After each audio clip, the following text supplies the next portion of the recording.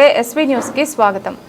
కోదాడ నియోజకవర్గంలో నీటిపారుదల పౌర సరఫరాల శాఖ మంత్రి ఉత్తమ్ కుమార్ రెడ్డి సుడిగాలి పర్యటన.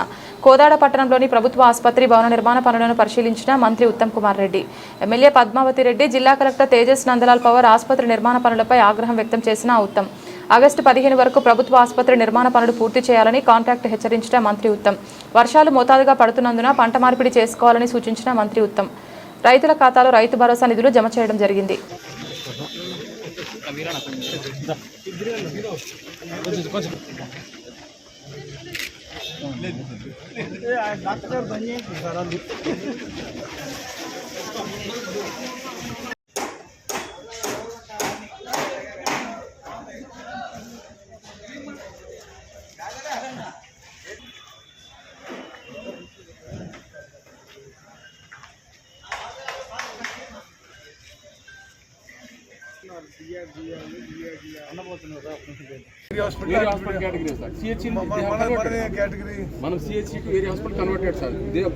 Other hospitals also same converted from CHC to area hospitals. So they have got the cadre strength and we are lacking cadre strength. Even recently Tungaturti kuda 11 mandi doctors వచ్చారు sir, cadre strength వచ్చేసింది అక్కడికి. మరి we are workload మనకు చాలా బిజీగా ఉంటుంది sir. Sir కూడా 4 సార్లు చేసి ఫాలో చేసింది.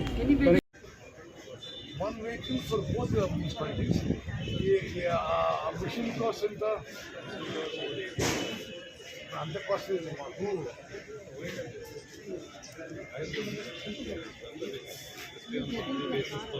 it's easier for us monthly basis customer. Easier for us to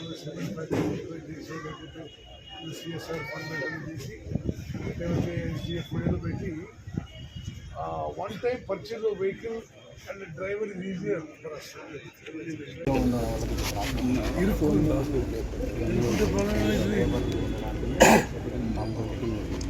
labour ఉండడానికి ఊరు బయట పెట్టుకోండి. లేబర్ ఏం చూస్తారు అంటే అడుగుతుంది ఫుల్ లేబర్ ఉన్నా. రెండు విషయాల్లో స్పీడ్ పెంచాలి, క్వాలిటీ పెంచాలి. ఓకే, నువ్వు వద్దు వద్దు అంటే వచ్చి వర్క్ తీసుకున్నావు, ఇప్పుడు నువ్వు వర్క్ అయినా గట్టిగా చేయి.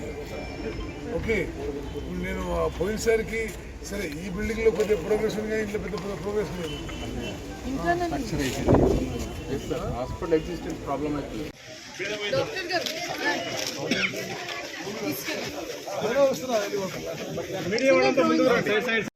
Kodad, Uzunnagar, because state government is not giving more manpower.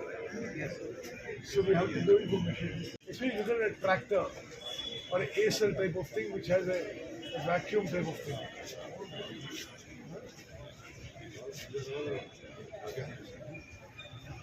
And they can do both municipalities one day. సుదీర్ఘ కాలంలో ఈ మెడికల్ ఫెసిలిటీస్ నెగ్లెక్ట్ అయినాయి. మళ్ళీ మన కాంగ్రెస్ ప్రభుత్వం ఏర్పడి పద్మావతి గారు ఎమ్మెల్యే అయినాకనే ఈ 100 బెడ్ హాస్పిటల్ మంజూరై 26 కోట్ల రూపాయలతో ఈ 100 బెడ్ హాస్పిటల్ నిర్మాణంలో ఉంది. ఈ పనులు మంచి క్వాలిటీ పనులు చేయించడానికి, వేగవంతంగా పూర్తి చేయించడానికి ఈరోజు ఎమ్మెల్యే గారు నేను ఈ 100 బెడ్ హాస్పిటల్ వర్క్ రివ్యూ కోసం రావడం జరిగింది. సరే, ఆయన కాంట్రాక్టర్ ఇప్పుడు అంటున్నాడు డిసెంబర్లో పూర్తి చేస్తారని. నేను ఆశిస్తున్నాను. ఆయన డిసెంబర్లో మనం ఇది ప్రారంభోత్సవం పెట్టుకుందామని చెప్పి ప్లాన్ చేస్తున్నాం. మరి మీ ద్వారా కోదాడ ప్రాంతం కానీ, సూర్యాపేట జిల్లా కానీ, యావత్ తెలంగాణ రైతాంగానికి మా సరైన విజ్ఞప్తి ఏంటంటే, ఇప్పుడు ఈ వానాకాలం పంటకి ఎల్ నినో వచ్చే ప్రమాదం ఉందని చెప్పి మెడ్ డిపార్ట్మెంట్ వాళ్ళు సూచిస్తున్నారు. అంటే ప్రతి ఏటా పడే వర్షాల కంటే కొంచెం తక్కువ పడొచ్చని. అందుకోసము చాలా వివరంగా రాష్ట్ర ప్రభుత్వం యొక్క వ్యవసాయ శాఖ అన్ని జిల్లా కలెక్టర్లకి అడ్వైజరీస్ ఇచ్చారు. అంటే ఇప్పుడు ఈ వర్షాభావ పరిస్థితుల్లో ఏ పంటలు వేసుకుంటే ఏది బెటర్ అనేది రైతాంగానికి అందరికీ విజ్ఞప్తి చేస్తున్నాం.